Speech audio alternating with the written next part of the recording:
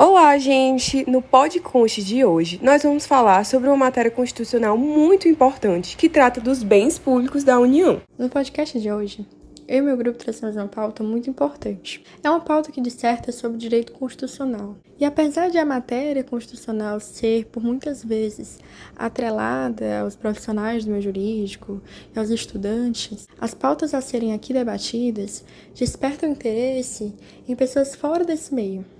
Por exemplo, o debate de a quem pertence às terras indígenas é um debate frequentemente visto nas redes sociais ou escutado em conversas cotidianas. E por muitas vezes, pelo fato de não haver os devidos fundamentos, ocorre de disseminar informações falsas. Então, o intuito desse podcast é elucidar aos ouvintes um pouco dessa pauta de matérias constitucionais e esperamos mitigar a disseminação de informações falsas. Eu me chamo Maria Eduarda e aqui eu vou estar abordando alguns tópicos em relação à repartição de bens públicos. Bem, o primeiro ponto que eu vou estar abordando são os bens públicos, que segundo o Código Civil, artigo 98, são públicos os bens do domínio nacional pertencentes às pessoas jurídicas de direito público interno. Todos os outros são particulares, seja qual for a que pertence. As entidades federativas que tomam de conta, que têm autoridade sobre esses bens públicos, é a União, o Estado, o Distrito Federal e o município. Eu vou falar um pouco sobre a organização ou a técnica de repartição desses bens públicos. No artigo 20 da Constituição Federal, está descrito os bens públicos federais, que são os bens pertencentes à União, que eu vou estar listando alguns, que são todos que atualmente lhe pertencem e os que vieram a ser atribuídos, terras devolutivas, lagos, rios ou qualquer corrente de água, ilhas fluviais, recursos naturais, matas territoriais e entre outros. Já no artigo 26 da Constituição Federal está disposto os bens públicos estaduais mais Distrito Federal, que são águas superficiais ou subterrâneas, fluentes, emergentes, e ilhas oceânicas e costeiras que estiverem sob seu domínio e excluídas sobre o domínio da União, município ou terceiros. Já os bens dos municípios, a Constituição Federal de 1988 não atribuiu diretamente, ou seja, eles vão ter que adquirir por meios legais os seus bens, seja eles prédio, carro, terrenos ou etc. Como está no artigo 20, os bens da União são todos aqueles que lhe pertencem ou que vieram a ser atribuídos. Agora eu vou falar um pouco sobre a classificação dos bens públicos quanto à sua destinação. Os bens públicos listados no artigo 99 do Código Civil Brasileiro, eles são divididos entre afetados, que desses afetados tem o de uso comum do povo, que seria praças, rios, mares, estradas, e tem o de uso especial, que seria edifício ou terrenos, o estabelecimento da administração federal, estadual, territorial, municipal. E também tem a classificação dos desafetados, que seriam os dominicais, que são os que constituem o patrimônio da pessoa jurídica de direito público, como objeto de direito pessoal ou real de cada uma dessas entidades. Um ponto a se tratar é que os bens afetados, eles são inalienáveis, ou seja, eles não podem ser repassados. Ou seja, a praça não pode ser passada para outra pessoa, ou então o rio, enfim. Já os bens dominicais, que são os desafetados, eles podem ser alienados, porém, com observadas as exigências da lei. Outra observação é que os bens públicos não estão sujeitos ao uso capião. O que é o uso capião? É a prescrição aquisitiva, ou seja, não dá para ser adquirido por uso capião. Está no artigo 102 do Código Civil. E em várias outras normas, como Constituição Federal de 1988, artigo 183, Código Civil, súmula 340 do STF, Lei 9.760 de 1946, súmula 619 do STJ, todas essas normas abordam que os bens públicos não estão sujeitos ao uso capião. Bom, agora um ponto a se questionar é se os presentes recebidos pelo Presidente da República ou pela Primeira-Dama são bens da União. De acordo com a Lei 8.394 de 1991 e o Decreto 4.344 de 2002, que regulamenta a questão, dizem que os objetos recebidos em cerimônias, viagens, ou troca de presente do chefe de estados e de governo são considerados, sim, patrimônios da União. Outro ponto é que o de acervo privado, que são os bens do cidadão eleito como presidente se for de baixo valor, ou então de consumo próprio, também são considerados. Uma observação que está disposta no Código Penal, artigo 132, peculato, diz que apropriar-se o funcionário público de dinheiro ou valor ou qualquer outro bem móvel público ou particular de que tenha posse em razão do cargo ou desviá-lo em proveito próprio alheio. Esse crime vai estar levando uma pena de 2 a 12 anos e multa, ou seja, se apropriasse o funcionário, que seja o presidente, do dinheiro público, ele vai estar pagando essa pena. Uma observação muito legal a se fazer é que em caso de venda de um imóvel, a União sempre terá preferência e ele não poderá ser repassado para o exterior sem que a União se manifeste. Os tópicos que eu vou debater com vocês hoje e discorrer um pouco são sobre as terras devolutas e faixa de fronteira e também sobre os recursos hídricos. Com a conquista do Brasil e de todo o território nacional, que passou a ser de domínio da coroa portuguesa, as terras passaram a ser qualificadas como terras públicas. E durante a colonização, as terras foram trespassadas a colonizadores mediante as concessões de Seis-Marias. O que eram as concessões de Seis-Marias? Eram doações reversíveis e com encargos, os quais os donatários tinham a obrigação de medi-las, demarcá-las e cultivá-las, sob pena de comício. As terras que não foram trespassadas a particulares eram chamadas de terras devolutas, e a gente pode classificar em 3 subdivisões. As que passaram do Estado para particulares, mas não foram devolvidas ao Estado, as que nunca passaram do Estado para particulares, e as que passaram do Estado para particulares de forma fraudulenta e devem ser devolvidas. A relação das terras devolutas e da reforma agrária, a gente pode encontrar tanto no artigo 188, que afirma que as terras públicas e devolutas será compatibilizada com a política agrícola e com o Plano Nacional de Reforma Agrária.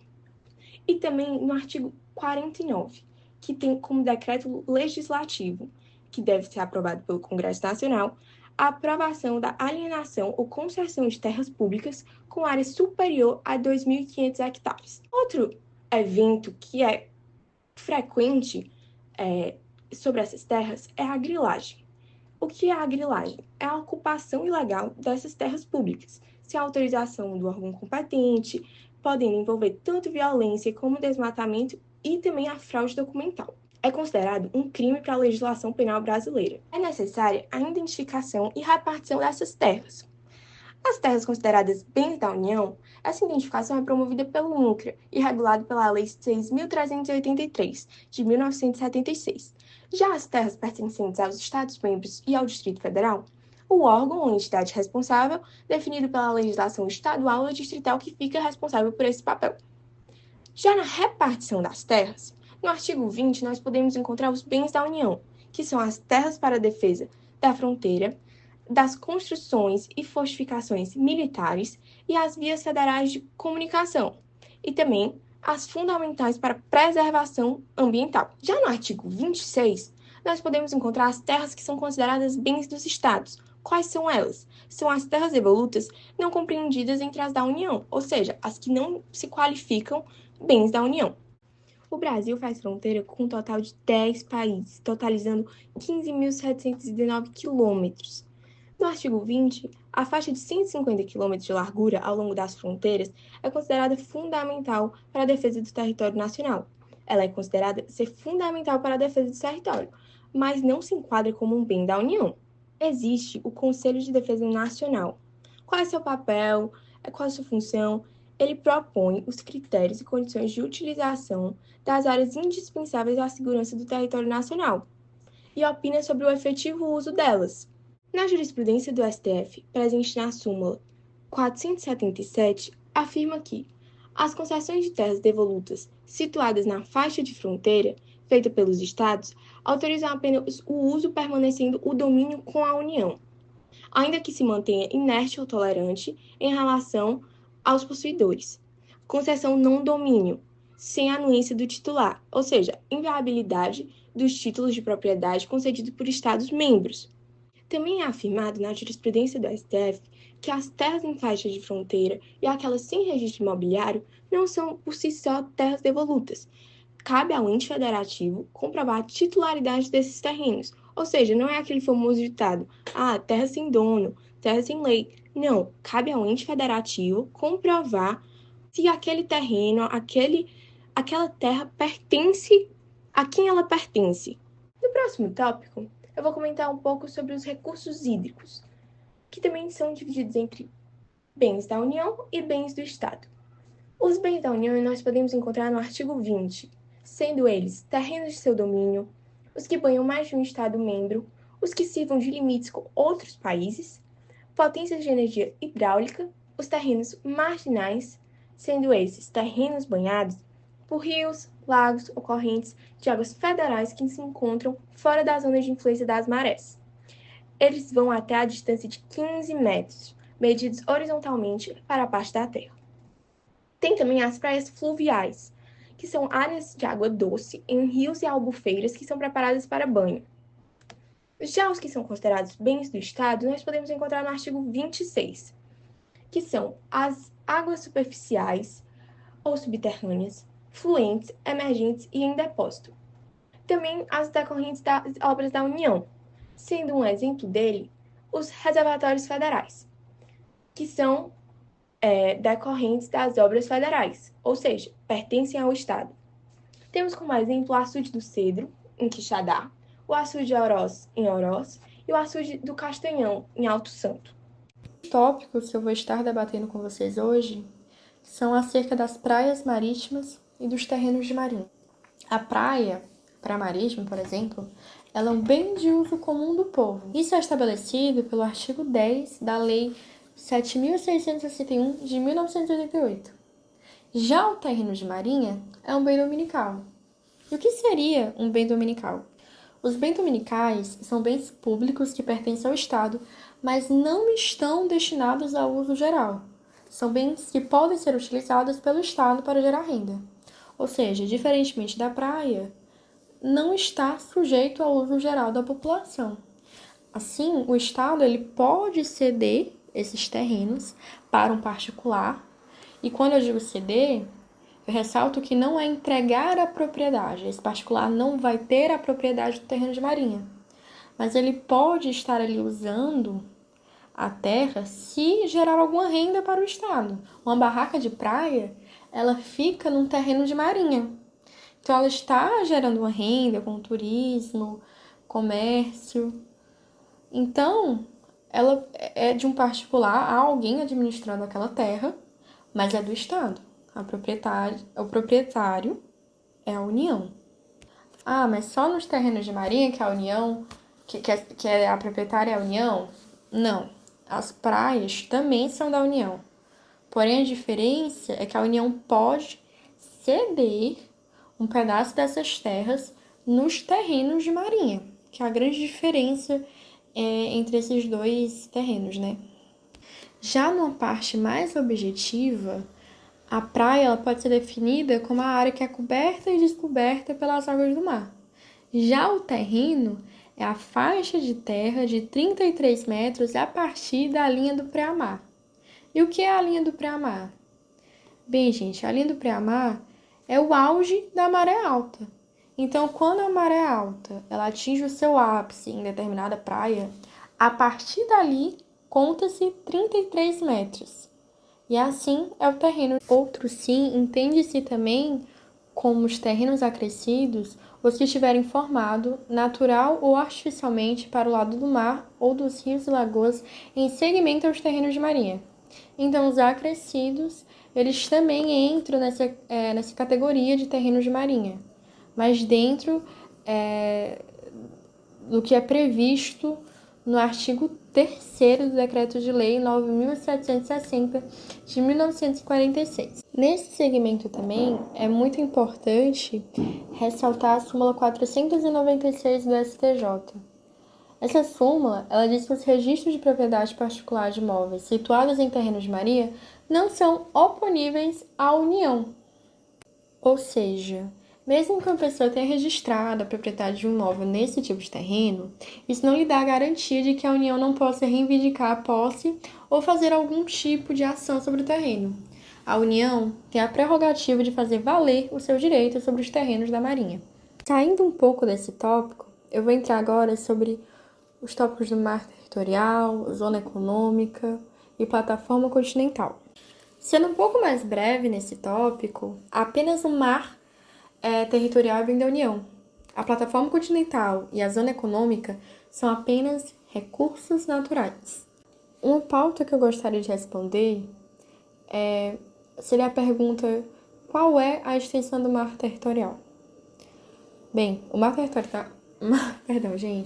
territorial é uma faixa de 12 milhas náuticas de largura, medida a partir da linha de baixo mar do litoral. O mar territorial é uma parte do oceano onde o país tem soberania total. Já o pré-sal, apesar de estar localizado em águas internacionais, é considerado parte do território brasileiro, devido aos tratados e convenções internacionais que definem a extensão da plataforma continental dos países. Assim, o direito da República Federativa Brasileira à exploração do pré-sal se baseia em sua soberania sobre a plataforma continental, reconhecida pela comunidade internacional, o que garante o controle e a exploração dos recursos naturais nessas áreas.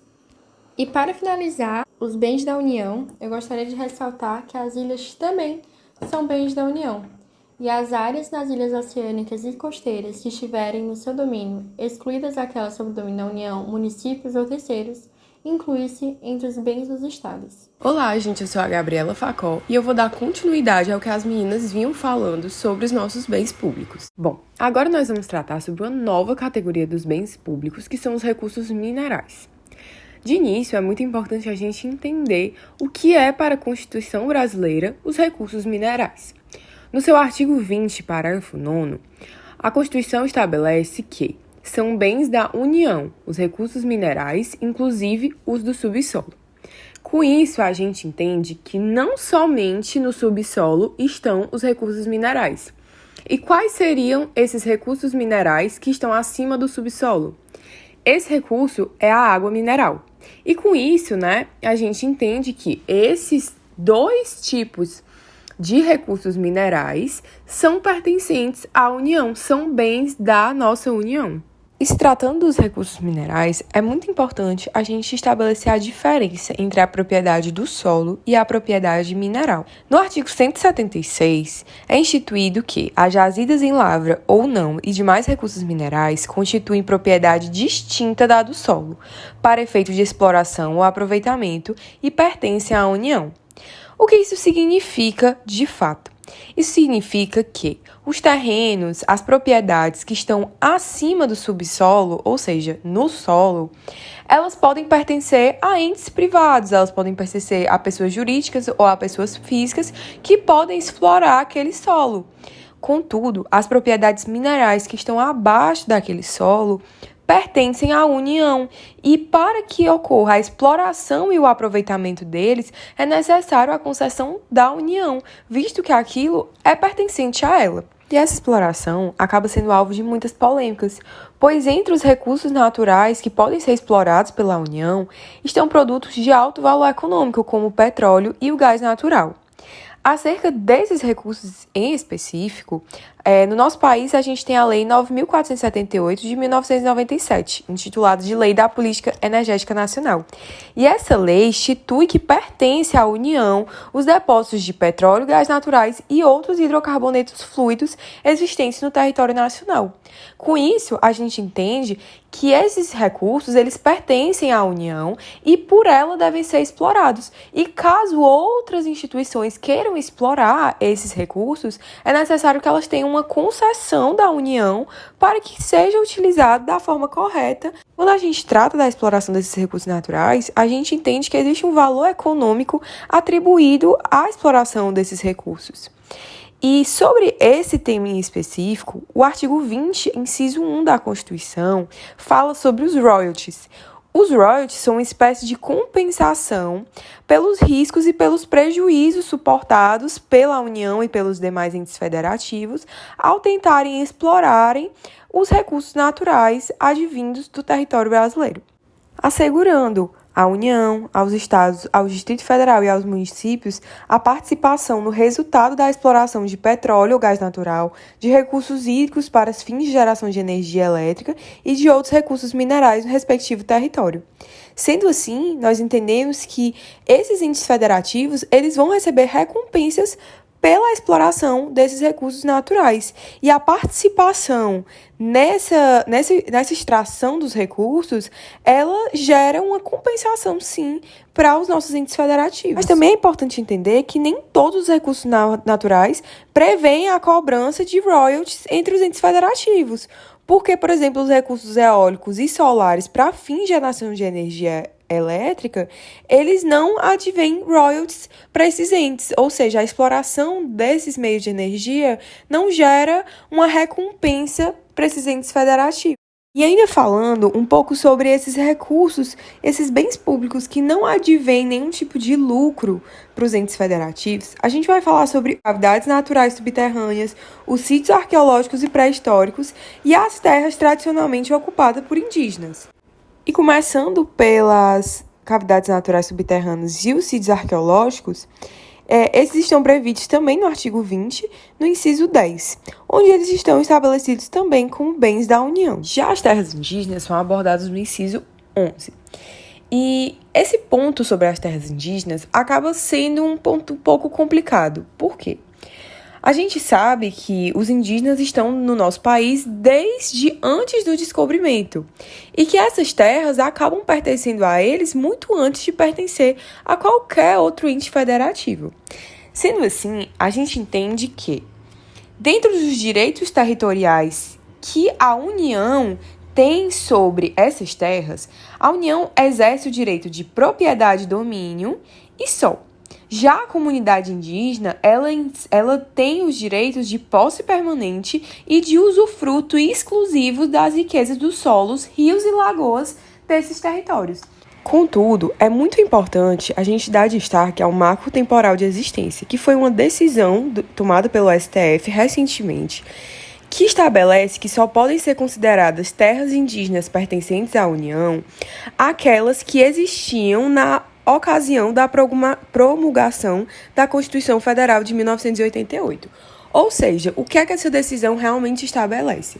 Ela diz que se em 1988, que foi a data onde a nossa Constituição foi promulgada, uma área estava sendo devidamente ocupada pelos indígenas, essa terra será uma terra indígena pertencente à União, ou seja, será uma terra, um bem público da União e também terá o usufruto dos indígenas. Se essa terra não estivesse sob o uso dos indígenas, ela não vai ser considerada um território indígena, ela vai ser considerada uma terra comum como qualquer outra. E é importante entender que essa decisão não muda o fato de que as terras indígenas continuam sendo bens públicos da União, diferentemente das terras quilombolas, pois as terras quilombolas que existem no nosso país não são considerados bens públicos da União e pertencem aos próprios membros da comunidade quilombola como direito fundamental à titulação. Esse direito foi estabelecido no ADCT, artigo 68, e é muito importante a gente fazer essa distinção entre as terras quilombolas e as terras indígenas, pois as terras indígenas são consideradas bens públicos e as terras quilombolas não são. Isso implica uma diferença bem marcante, porque os donos das terras quilombolas acabam sendo os próprios quilombos, os próprios descendentes, na verdade, dos quilombos. E isso faz com que eles tenham um domínio maior sobre as próprias terras. Com isso, a gente finaliza essa parte de bens públicos da União, e eu acho que a gente conseguiu ver bastante a importância da demarcação de todos os bens públicos e a importância de a gente saber quais são os bens que estão sob posse da nossa União e a importância de zelar e cuidar desses bens. É isso, gente. Muito obrigada pela atenção.